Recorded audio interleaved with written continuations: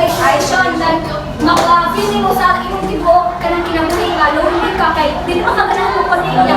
Wala panalitan, wala ka gi-reciprocate imong love, wala gi-reciprocate. Wala ka gi-reciprocate ka. Sa imong kaugalingon ang ika-next ka mga kuan kay mahadlok na kang tumit kay naka-experience mga wala ka gi-kuan. So moto na ka develop ka og isolation. So sunod. Please read everyone. Generosity versus stagnation. Make our focus on contributing to society through work, family, or community involvement. A lack of generosity can lead to feelings of stagnation and a sense of having made little impact. So, ano nga stage is ang imong gibuhat ani kay kanang nagpano ka ng parenting. So, ang imong gibuhat ani kay mulid ka sa imong mga pamilya how to be responsible sa ilang next nga pamilya. So, if ang kanang sometimes like imong tuluan ang anak mo to be responsible sa pagdala sa iyang anak. So, if dili na rin yung makuhaan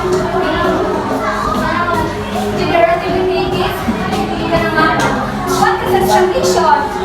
Which is panalitan is kanang ikaw panalitan ikaw nakatrabaho nga usa ka kanang cashier.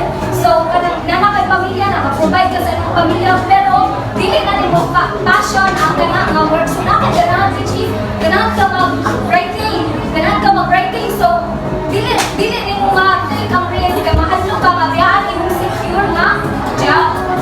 So kanang dili sila mo take ang risk kay mahadlo sila nga daghang working so ma-kuan sila wala sila sa kung purpose sa ilang kinabuhi wala nila na kuan wala nila na kanilang passion dili nila ma-focus sila yes.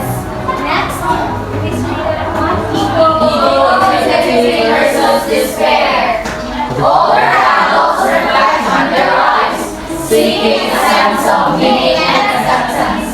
If they feel they have lived a fulfilling life, they experience ego integrity. Otherwise, they feel they have fear and regret. So, anong virtual is? Wisdom. So, ang ako question dito kay, is it okay to have it? Ang gibuhat ang adult should kay is mag-reflect na lang na sila sila ko kalimun sa mga yes, buwang naman. So, ilang adult kay makapas sila nga nakakontribute na lang ka ng fun. If nakay-ego integrity is mapili mo sa imong kaugalingon na ay ka na na-fulfill lang na po akong purpose dito sa contribute o dito na akong mamatay. So, if wala na rin mo na ego integrity ka ma'am, despair ka which is kanang dili pa ka ganang mamatay, hadlok pa ka mamatay because wala pa kayo nakuha, wala pa rin mo na-fulfill ang purpose dito sa kanila. Tapos ra? Yes, ma'am. Yes, very good. So, please, review na ining stages of development. Trust versus trust. Autonomy versus shame and doubt. Initiative versus appeal. Industry versus inferiority. Identity versus contribution. Intimacy versus isolation. Generosity versus stagnation. Ego integrity versus despair. So, Baby Jen, unsa man ang trust versus mistrust? So, for me, trust versus mistrust is which is it is found in kanang bata. So, in that stage kay kaning nagaling sila feeling nga mas trust sila sa kanang tao nga irmi nila makita or irmi nila nga kanang well kating nila nang dili kay kanang for example na kay hilak sila doon sa uban kusog sila no like it means na sila trust. Yes, very good, very good. Sa academy versus shame and doubt. So the major questions economy versus shame and doubt is believing in myself or I rely on the help of others. So with that, children, like they are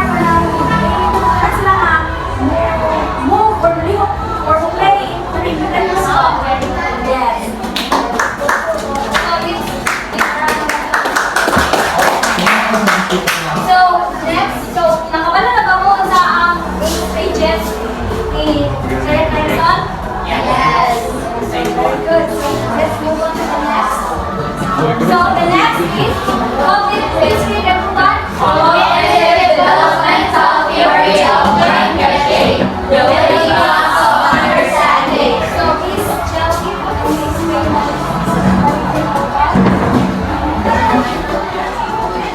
So, theory, generalized theory in developmental theory is mainly focusing on the developmental tasks that is happening in our cognitive area, which is our mind, the brain, and there are kind of certain stages pa at age like bata pa ka, kaya like ani yung hangkatulog or the state of mind sa nakatao during stage. Yes, very good. Chelsea, let's give a round of applause.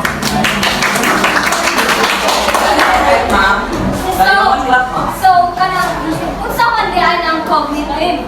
So, ang cognitive is kanang mao na siya ang the way we interact with others, the way we think kung unsa ang atong buhaton like i-process kani sa atong buhaton una like kanang unsa ang pag-navigate ba, unsa ang nato pag-survive diri sa kalibutan. So, ingon si Piaget nga naa daw three ways of processing sa cognitive. So, first is organization.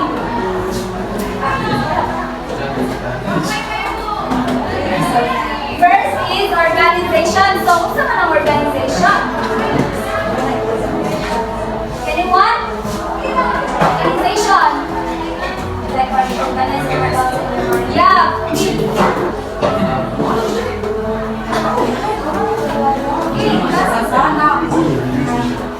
Organization forming kay kanang pag-organize ay mo ang mga tasks sa imo Yes, very good. Let's give a round of applause. One organization is sa bata pa na like ilahi na nila ang kanang mga utang nila. Diba? Pagkatay mo ilahi na sa mga bata.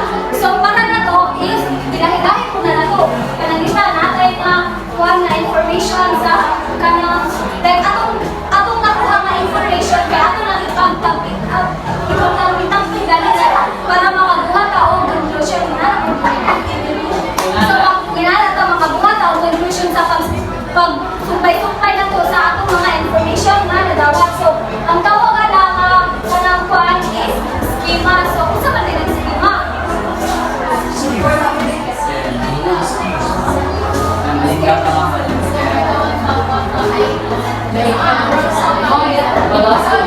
Okay. What is schema?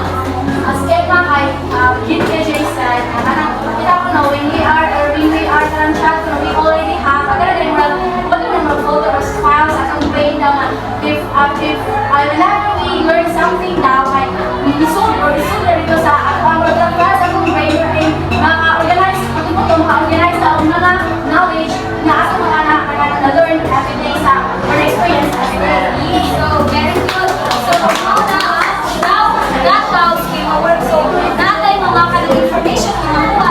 Ato na natin isuot na sa atong utol nga ato na i-organize na kanang ang second stage para kanang ma-balance na kanang nadawat na information sila student. Ang second stage is equilibrium. So, dapat kanang atong kanang nasa utot ba information dapat lumasan sa atong dawat na information na nasa outside world. So, mo na tawag sa kanang equilibrium. Panalita, nakita ni crush niya. Panalita, ikaw, itanawa sa imong crush. Na nakita sa imong manitanaw sa dyan mo. So, kanang mo.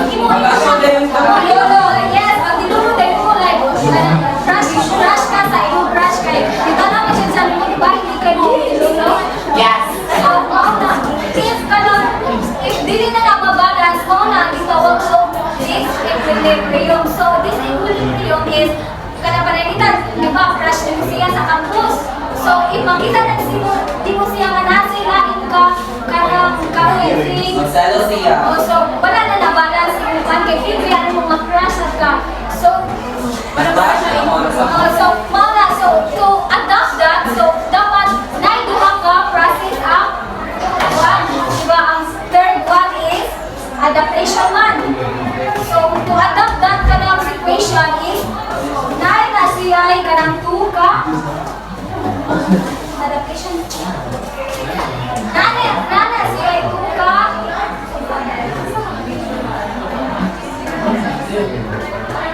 Nana siya ay tuka ways, which is assimilation and accommodation. Unsa man ito? Assimilation and accommodation. So, unsa man ang assimilation? What is it? So, again, For me, okay, assimilation is the process of learning a new experience. So, sa sistema nito, ang nasa sistema ay ang dog kay before ano ba na siya forma na mga kinakaog na sa assimilation na wala ito ng forma sa dog. Tapos kung wala ko yung mga parents or like na yung trust na dog ako na siya ipit na lang sa ibang schema na okay na dog sa siya wala yung nakain sa brain. yes, very good. So, naku to ang game ni Chelsea. So, another example is pananita, di ba katagaran dumaan sa mga bata is kanang mga blocks, kanang mga squares. So, ina lang, sa assimilation, ina lang katumon. So, if nana sila yung bagong toys, kanang ila sa muna-muna nga, ang kanang pananita, kinatagan mo si Aukar. So, ang ilang muna-muna nga, ang car, kay pariha sila sa blocks, na ito sa mga which is, in accommodation is, ilang lahiyon, ilang schema. So, sa accommodation is parang, diba, kato, nasa yung mga blocks, no? Nasa yung mga blocks na naghatagan nyo sila ang bagong ato, which is car. So, sa accommodation is, nana sila yung bagong schema nga, dili-detecta ng tuwaan, pwede pa itong katungkot kaya ang mga sakinan na dawat niya is, dili mo naman patungkot tayo, wala na mo slide. So, nana sila yung bagong mga kanang slips, which is, dili-detecta ng kanang bagay is, pwede na itong patungkot. Yes. So, mga na ito, kasabot na mo? So, stages of cognitive development, history. Sensory motor stage. Neurons learn about the world through the senses and motor actions.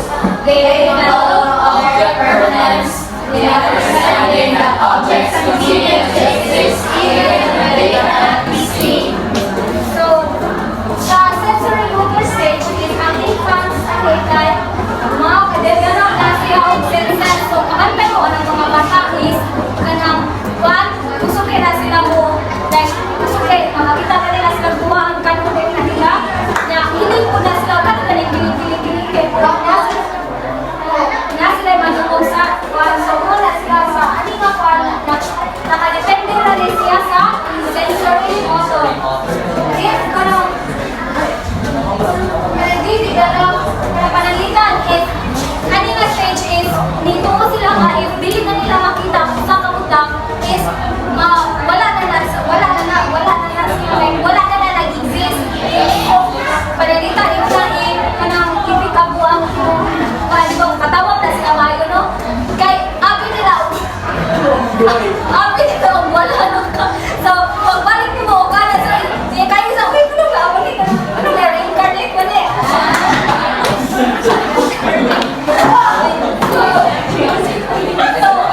So, nakabalo na siya nga. So, ano na stage is nakabalo na siya nga. Dili dahil tanang butang is if wala na sila mawala, wala na sila nakita is mawala na. So, muna na nakag-develop na sila o object permanence. So, bisang wala pa nila nakita kung sa kabutang, continue na din na siya ga-exist. Next, original stage. Children begin to use symbols and language to represent objects and ideas. They engage in pretend play and develop a sense of self, but they still struggle with logical reasoning and perspective taking. So, kanina ka ng stage is makadevelop na ako sa kabata o mga symbolic thinking. So, symbolic thinking. So, kahit ang mga bata is makuha na sila kung kanang something na mag-represent like kanang blocks. Diba blocks na nilang kuha kasagaran. So, kinuha na nila o cellphone nag-represent sa cellphone. So, sa anong stage is nanay sila yung acquire na knowledge.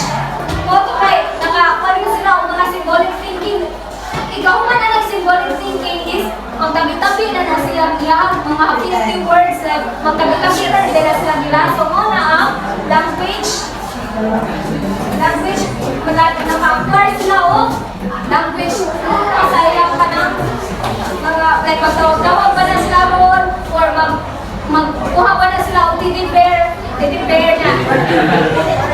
na ilang nito ano gata nila sa akin siguro na makita sila sa ilang mga so if maka-develop nila sila o kanang language appreciation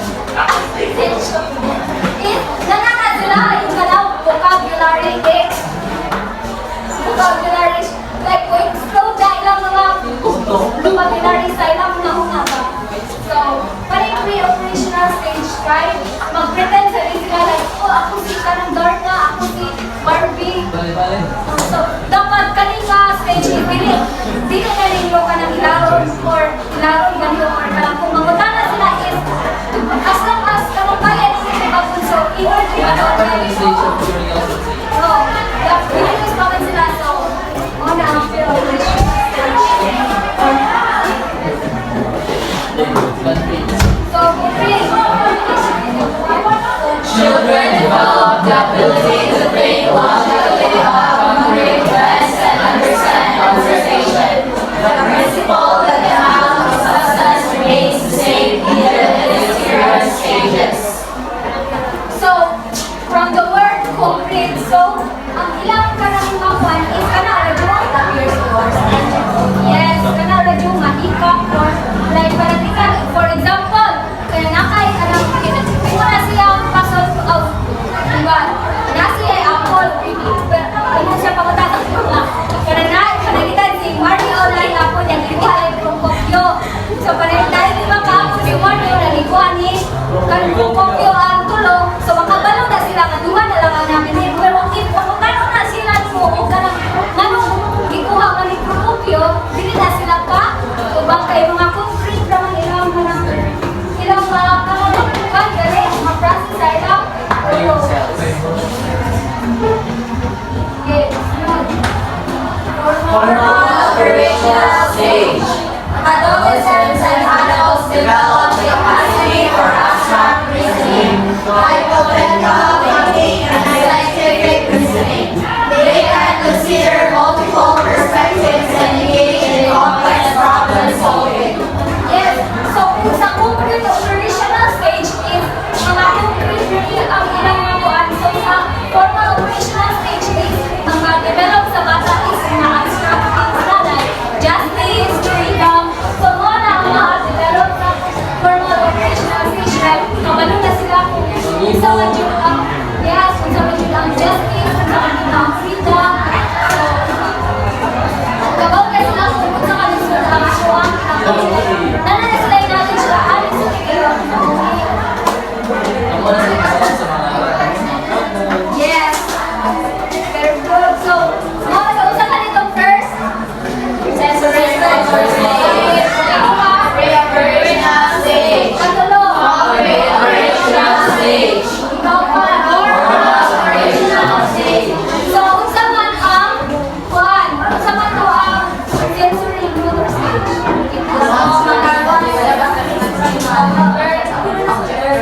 Yes, ang kuan. Kaduhang pre-operational stage.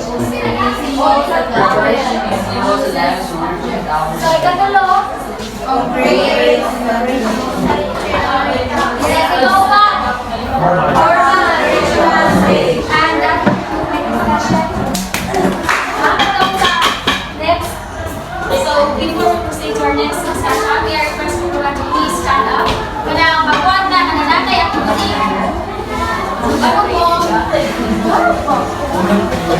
So, I know na familiar ng wala sa mag-play ng music, when na-play ang music, so dapat kapunan is masayaw.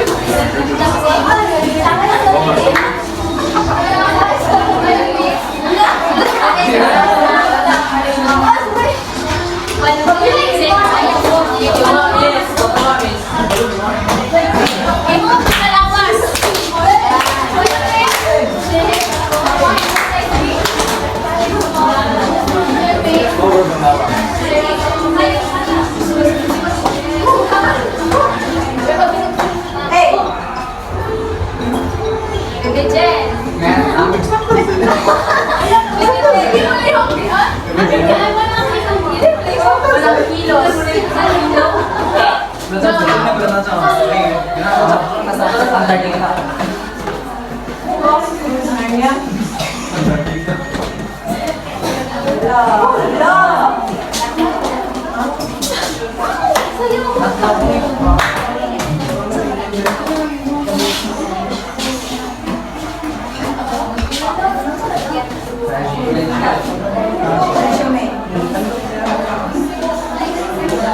Baby Jen, malaki silang sa issue for one is social cultural theory. So, sa hindi yan po sa social cultural theory. Ako, documented sa inequality and social cultural theory, yung immigrants, internet, collaboration. So, unsay mukha ka na, unsay mukha ko na idea ako. So for me, now that theory fundamentally shows that argues that we learn through collaboration and also the students learn through the collaboration with peers and the interaction between the teacher and the students. So you're correct. So we believe that social cultural theory emphasizes that learning is a fundamental social process driven by more knowledgeable individuals and shaped by cultural context. So learning through collaboration, so it means na siya ay social process in which interact ka sa usapan, collaborate sa usapan, makakuha ng tawag yung knowledge. So key concepts of social cultural theory is those of proximal elements of history. These refers to the ratio of tasks that child can perform with the help of more skilled individual but not independently. So magpulot ko yung daan and then minsay magpunta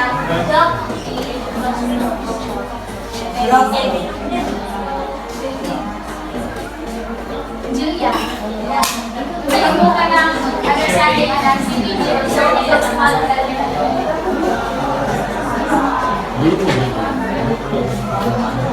I-base lang sa definition na nasa. So one, ang zone proximal development is a range of tasks wherein ang individual is kabangan perform to kabangan wherein ang individual at ang task is ihatag ang task sa individuals para to be more skilled individual. So you have a point. So, and so proximal development talks about the gap between what a child can learn independently and what a child can achieve with the help of individual others. So, for example, the case na ng CBT is ang bata is magkakaw 1 to 10 individual. So, if siya na usa, walay guys lain is makakuha siya o numbers from 1 to 10. But with the help of more knowledgeable individuals is makaihap siya through hanggang 20. So, wala din po ang kung asa tutok ang ma-achieve sa bata. So, next is scaffolding. Please read. This involves providing temporary support to help the child complete tasks within their CGD. This support is gradually withdrawn as the child becomes more competent. So, reset. Is there understanding about scaffolding? Scaffolding ay biro mo sa mga bata so ang tira sa scaffolding kaya like example yung mama sila gabi ng kailan ng anak so dapat yung mga gusto mo kapag patulad ganun siya tapos siya pamilo